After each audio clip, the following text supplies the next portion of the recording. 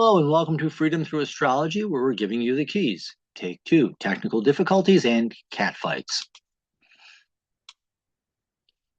It is freedomthroughastrology.com. I'm your astrologer. My name is Donald Patak. There's my email information. Standard YouTube copyright, and no, my content may not be used to train AI in any way, shape, manner, or form. Keys to the reading, part one. I read what is called constellation-based astrology, also known as true sidereal astrology. It's astrology by the visible sky, which is the way the ancient astrologers used to read. Ancient astrologers used to be astronomers. So I'm looking at where the planets are in the visible sky and reading that. Tropical astrologers fix the signs to seasons way back around 200 AD, and they keep everything stuck there. Unfortunately for them, or fortunately for us, the constellations still move at a very slow rate. That's why we get the age of Pisces and are moving towards the age of Aquarius. So I'm reading astrology by the visible sky. And doing so, we also have 13 signs. Between Scorpio and Sagittarius is the sign of Ophiuchus. It's known as the sign of the wounded healer. The symbol in the sky, or the what have you, is that of a man holding a snake by the head and the tail. Snakes in ancient times symbolize knowledge. So you're holding a snake by the head and the tail, you're controlling knowledge, or you're using knowledge. And the various mythos are that he was using that knowledge to learn how to heal himself so he could heal others with similar wounds. So it's the symbol of the wounded healer. I also use the natural size of the constellations because they are all different sizes in the visible sky. Virgo is huge at just under 50 degrees in the sky, versus Aries, Cancer, Libra, Scorpio, Fucus. Those individually are less than 25 degrees apiece. Constellations are all different sizes, and I honor that. And I also use the astrological midpoints as opposed to the IAU boundaries. The IAU boundaries are arbitrarily drawn, and you can find stars from one constellation over the border and into a different constellation. Athan Shimenti noted that when he was looking really close at the boundary of Scorpio and Ophiuchus, stars from Scorpio were actually over the border in Ophiuchus. So we looked at the zodiac belt, or the ecliptic, found the last bright star of Scorpio, first bright star of Ophiuchus, what was the midpoint, and found out everything, and he saw that everything worked out nice, and he did that with all the constellations. So I use that. It's more accurate in my opinion. Secondly, I interpret, keys to reading part two, I interpret using evolutionary astrology. The transits are lessons to learn, and within that, you have freedom of choice. They're offering to teach you something, you decide whether you want to learn it or not, or how you're going to work with it. So that's that. This is the weekly edition, so do have some compassion on your fellow Earth travelers. We're all going through the same thing, just in different ways. Dates and cats. Dates and times are based on the Eastern U.S. time zone, as I am outside of Buffalo, New York. I'm operating within 1 degree of being exact. Anything more than that, I'd be overwhelmed. You'd be lost. And the software that I'm using is Capricorn by Prometheus. What in the world is that?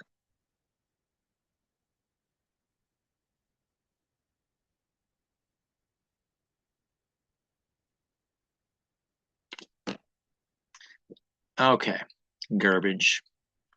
Okay, so the software is Capricorn by Prometheus, which, if I'm understanding right, and you check the ISAA website, they will be releasing a new version of it or have licensing with it, not sure which. These are the weekly transits for the week of March 23rd through 29th, 2026. The sun is currently in Pisces. Yes, still early, relatively early Pisces at that.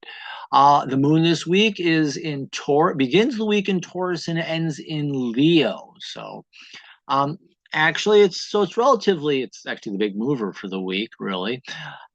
Relatively stable though, because Taurus is relatively big. Gemini's got a couple days in Gemini, and it ends the week in Leo. The only quick days, you got 1 day in Cancer. So without that, the moon is fairly steady. And we do have our first quarter moon in Gemini on March 25th. Hard to believe we're almost out of March. Okay. At 13:55 Eastern time, that's 1:55 p.m. for people who do Eastern time PM. For people who do not read military time, the active planet for the week, really, it's the sun. There's only one other transit this week when we get to the chart, but Sun is doing virtually everything new this week, and that's the strongest influence. We do have the long transit of Saturn sextiling Pluto, and we'll be feeling that into early April. And we have no retrograde planets. They've all moved on. I would have written about that last week, but I was really sick and out of it and not able to blog every day like I like to. So let's go to our chart and get my doodle tool ready. And as you can see, let's start with the moon. And you can see we start in Monday, Tuesday into Wednesday morning. Before we get into Gemini. Gemini is Wednesday, Thursday, and into Friday morning. Saturday morning, I believe, is Leo, and we end that way. So the moon is actually relatively stable. It's got the most action this week. And we do have that first quarter moon with the moon in Gemini squaring the sun in Pisces. And that'll be happening, like I said, early Wednesday afternoon. And then when we get to these dotted line, anything above the dotted line is from last week. These are holdovers from last week. Anything below is new. So you can see there's actually kind of more going on last week and hanging over than new this week. We do have the sun conjunct Neptune finishing up. Mercury finishing up its transit with the south node of the moon, which is really long, a surprise there. Mars trining Jupiter, and then here's that long transit of Saturn sextiling Pluto, and it goes exact on this upcoming Saturday. So do expect Saturday to be a little bit more intense than your average Saturday.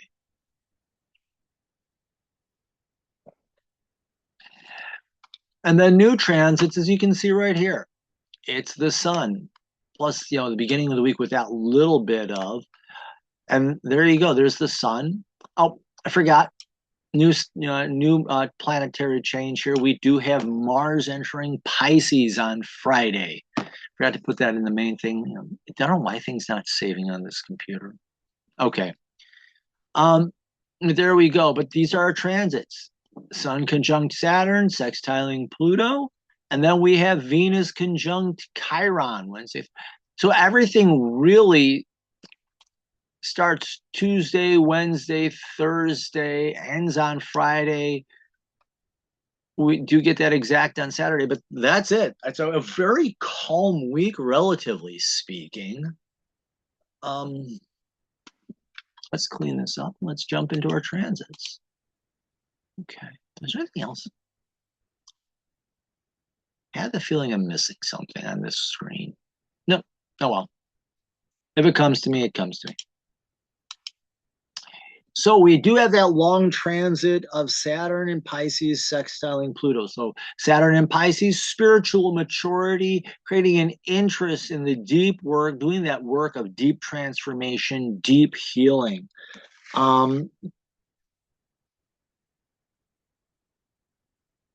Yeah, so spiritual growth is helping you to face the unconscious and do that work, that deep work of healing. I'm going to go with that. And this can be, again, Saturn. And the thing with Saturn, everybody gets this idea that Saturn is a bad planet. Saturn, if you do the work, rewards you greatly. And Pluto, there are many people, many astrologers I know who look at Pluto being a bad planet. Pluto is about transformation, deep healing. So as you grow spiritually, it helps you do that work of deep inner healing and the work of transformation.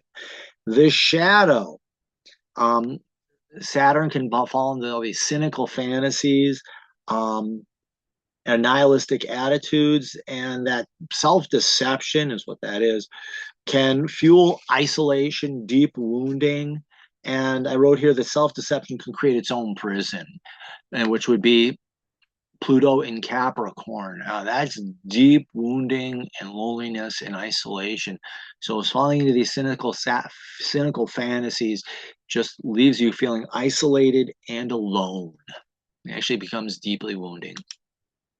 From Friday, we have Mars in Aquarius trining Jupiter in Gemini. So Mars in Aquarius is having the courage to be an individual, courage to be authentic, supporting what? Your ability to learn and communicate.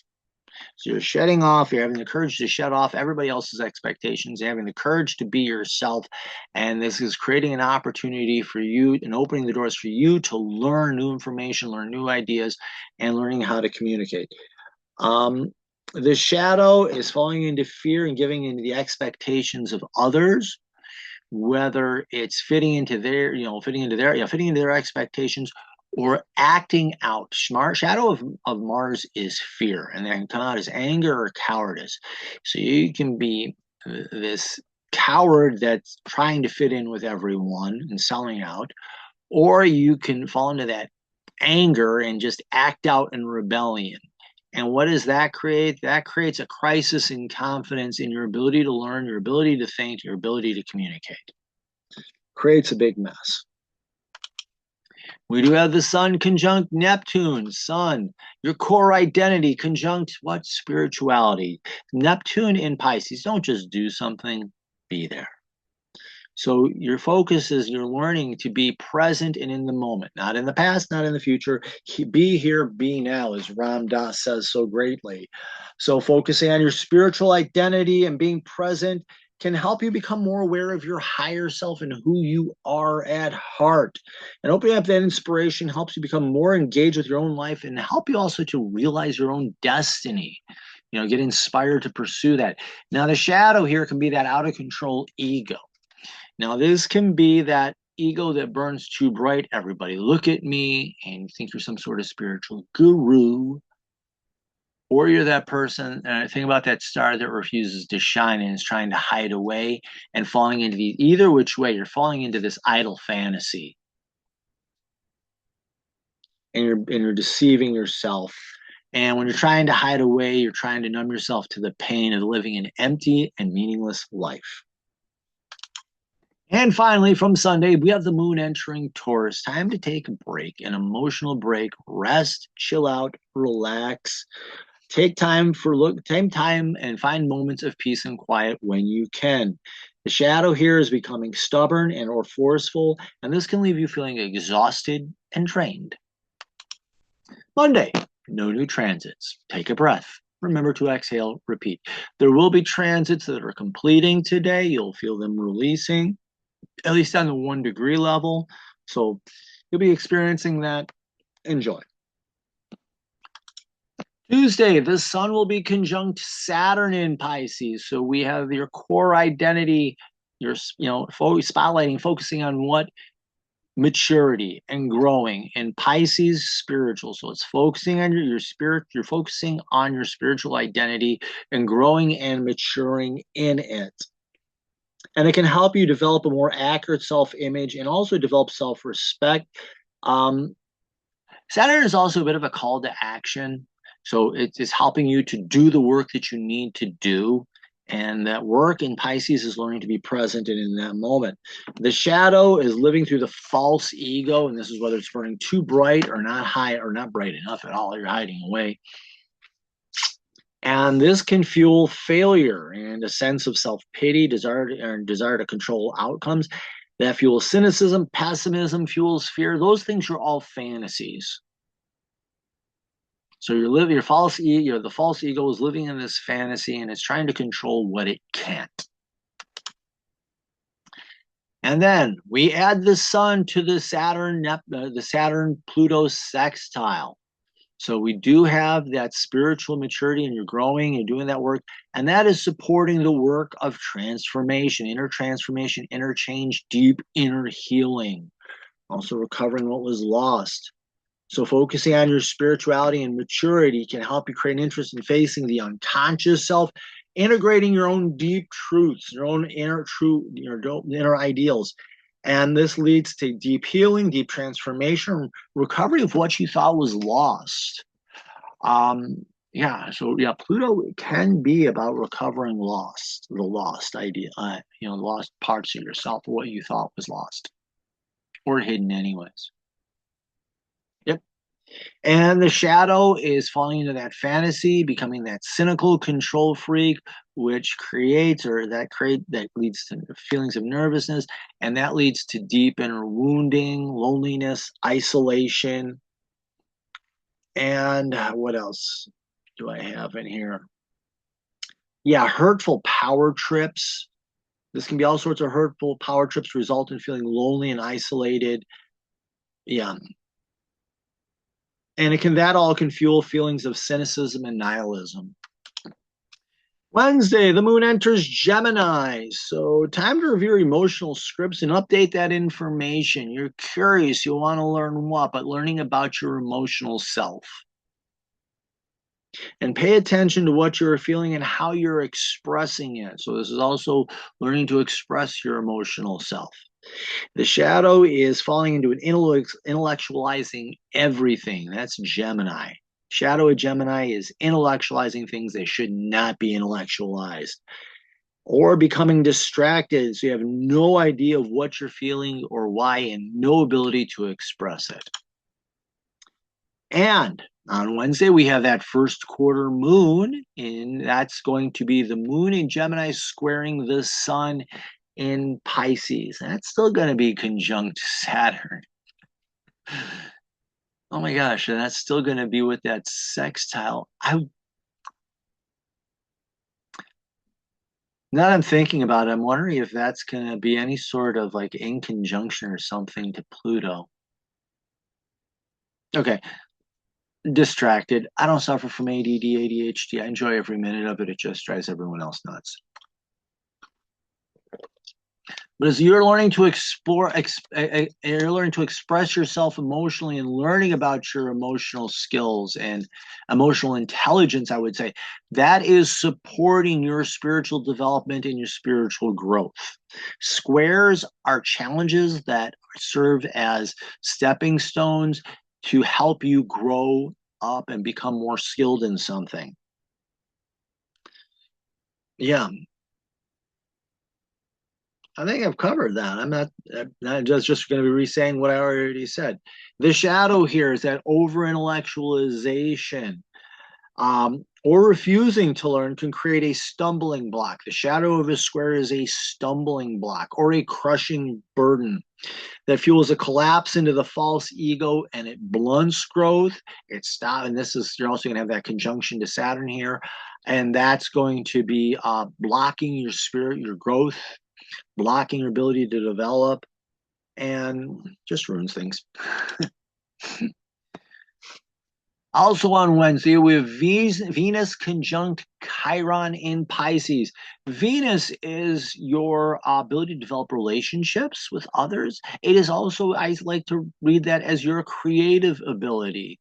Venus in some of the literature that I'm reading is also your ability to rest and recreation, have fun. So looking at all those things conjunct Chiron, healing. So this is an opportunity to heal relationships, or how can relationships help you to heal, or how can you help others?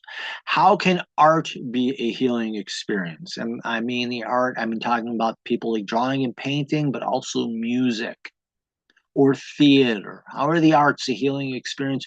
Or how can learning to be present and in the moment be a healing experience? So this is about healing those things. And in Pisces, it's all about being present and finding being involved in that spiritual aspect of yourself.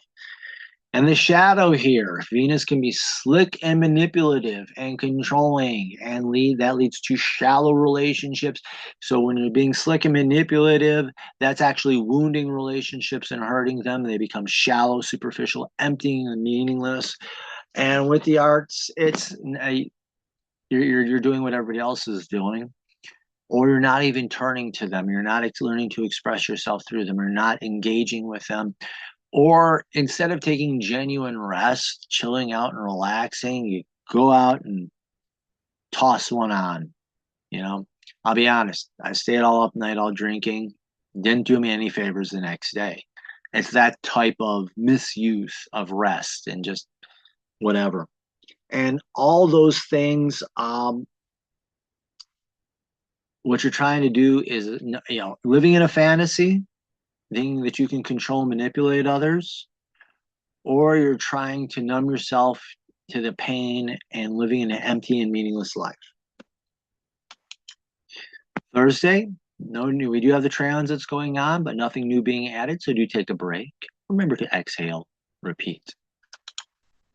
Friday, the moon enters Cancer, TGIF. Learn to take an opportunity to calm down. Take the time to calm down. Be quiet. Practice self-care. Know when and how to take a break. And open up to the opportunity to heal. And note that this healing can come from others. This is the moon in Cancer as its home sign. So this is about nurturing and healing your emotional needs. And be open to others being able to help you. The shadow is being whiny, refusing to rest, refusing to heal, being defensive, or trying to hide away. And in all those ways, all those things, you become emotionally hurt. And also on Friday, we have Mars entering Pisces. Mars, courage, assertiveness, which sounds very antithetical to being in Pisces, spiritual. But this is being, I was reading up about it, and it's like spiritual warrior. It's having the courage to take on those spiritual tasks and learning to have the strength to take on those spiritual tasks. What else do I have? And it's learning to take on those challenges that lead to spiritual growth and development, and learning to take necessary risks as well. So it's learning to have courage on your spiritual journey. Let's go with that. Your shadow here, Mars falls into fear, and that can come out as anger or it can come out as cowardice. You can be angry and living in these fantasies that everybody's out to get you, and therefore you have to attack first. Or you can be falling into fear and trying every way you can to numb the pain and escape life. Saturday, we have the moon entering Leo, and you're learning here how to express yourself emotionally and be also being willing to be seen and heard. And expect events that may occur where you'll have the opportunity to share what you're feeling and what you're experiencing, and be learning. And this is about learning how to share what's going on in your heart in an appropriate manner. The shadow here is being overly dramatic and falling into over-the-top behavior. It's also could be playing the cowardly lion and trying to hide away. Either way, others see it all as pointless, meaningless drama. As you're projecting a false self, and everybody can read that book. And on Sunday, take a breath. Remember to exhale. Repeat. And there we go. That's our forecast for the week. Do follow me on social media. You're watching this right now on YouTube. I'm hoping to get this up on a few other platforms shortly. You can also follow me on Instagram and Facebook. That's where I post my daily deep dives. I'm hoping that I can get back into that, doing that every day this week or as much as possible this week. Last week, I did catch a bug and spent a lot of time sleeping. But do follow me on Facebook, Instagram, you follow me on YouTube, and there's also the Digital Soul Space where I post. These three here are making billions of dollars off your data, and you're lucky if you're getting any of it. Digital Soul Space is hosted on the Mighty Networks. You control your data, how it can be shared. I think it's how you can be shared, whether it's even attached to you, or if they share data, it's shared anonymously, so they have no idea. But I also call it the spiritual safe space. It's a troll-free zone. 4 great moderators who do a great job of keeping the trolls and fake profiles off the site. Excuse me. And I do astrology on there, but there's crystals, tarot, oracle decks, a wide variety of spiritual traditions. If you're not sure, ask the question. People will share what they know. It's a great group of people. They do mediumship. They do all sorts of things. It's a great place to hang out. There's a free version. There's a paid version. Free version gets you limited access. Paid version gets you unlimited access. It's an awesome place to go and be.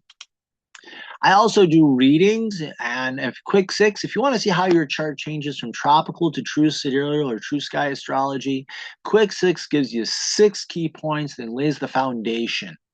I also do birth chart or natal chart readings, which in evolutionary astrology is your birth contract. It's who you came here to become. I help you understand the end all goal of your life and what you came here to learn. There's also a karmic or past life reading where if you believe in past lives, there was some karma that happened in a previous life, you're re-experiencing it. I can, in this lifetime, I help you understand what the archetype is and how you may be experiencing it and then how you can heal it. If you're a one and done, this is a special lesson you came here to learn. I also do horoscopes 1 year, any 12 months in a row, any 3 months in a row, or any 1 month. And that can be new moon to new moon, or it can be first of the month to the end of the month. People like it different ways. Fine. And then I do have packages which combine these together at 4 different levels right now. So thank you very much for watching this. Like, follow, share. Pop up on my website. You'll see a link for the newsletter. Do sign up for the newsletter. You get the notification of all this information and other insights that I may share at a later point in time. But all I need is an email address, and you get a once-a-week newsletter. And remember, in the visible sky, your life changes. Thank you very much. Have a great week. And I'm hoping to continue getting these things out for you back on Sundays where you can watch them early. Thank you very much. Have a good week and have a great life.